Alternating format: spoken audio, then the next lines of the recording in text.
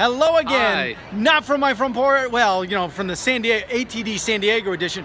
I am here with Jack Harlow. Not only is he taller than me. Sorry. No, you're fine. Stand up.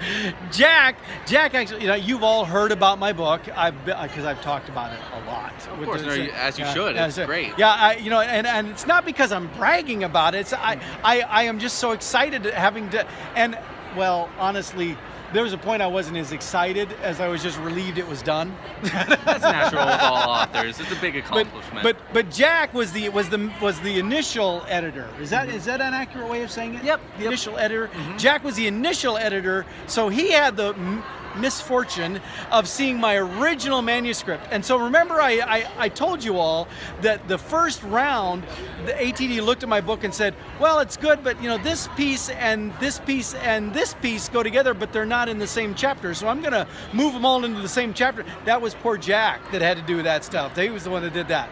Okay. But it looked so much better when he got done. So thank you. Of course, yeah. So talk to me a little bit about what you do, how that whole process works. Tell everybody about that. Yeah, so I like to just kind of dive right into the topic of the book, and when I'm reviewing how the authors organize it, I just try and think about, put myself in the shoes of a reader, and how the reader might best want to consume the information that the author is trying to put forward. And so, it's just, it's really just taking the beautiful words that the authors put together and, just fine-tuning them a little bit. Fine-tuning them a little bit. I should show you the how much fine-tuning has taken place. Now, I mean, I don't want to make it sound like they completely wrote the book for me. That's not exactly what happened, but yeah, we got to take your name off. My name doesn't even fit anymore because none of the words are mine anymore. No, it's not that bad. But still, honestly, after Jack got done retooling it and fixing it up, I was reading through it. I'm going like, yeah, that looks much better that way. Yeah. That's very kind of you. Yeah. So thank you. And so now what? I'm not going to ask you to rate my book against all the others you've worked on because I don't know that I want that recorded.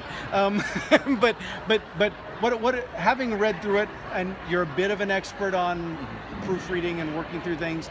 I don't want you to evaluate for them either how badly it needed proofreading. Yeah. But the content itself, how strong do you think the book is? No, I thought it was really strong. I think one aspect of that you really brought to it is being an actual practitioner.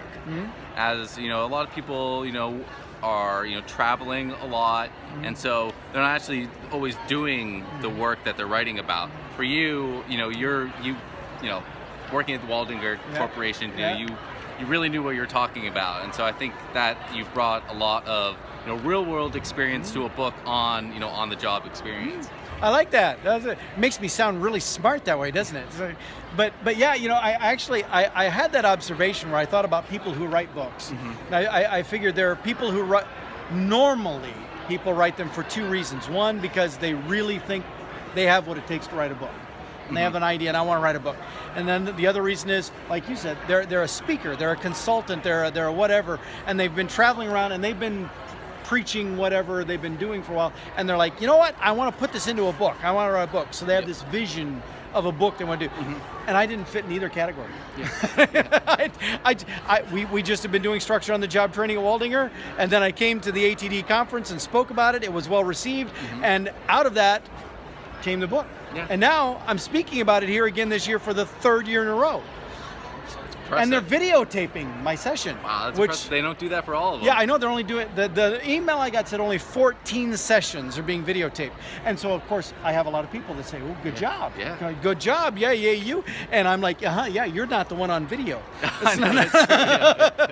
You've got some experience now. Yeah, well, this helps, but still, it's like, it's like, okay, presenting one thing. Now, I presented one year and they recorded it on audio and then the PowerPoint slides. And that was okay. I could deal with that. But there's just something about knowing the whole thing that I will be videotaped. It's like the stress level goes, yeah. But still, it's all about promoting the book, which comes out in July. Jack's actually got to get back to the work he has to do instead of just talking to me. So again, thank you, Jack. It's very nice meeting you, Paul. I appreciate your help on my book. It was fantastic. All right, and with that, I'll see you next time from my front porch. Yep.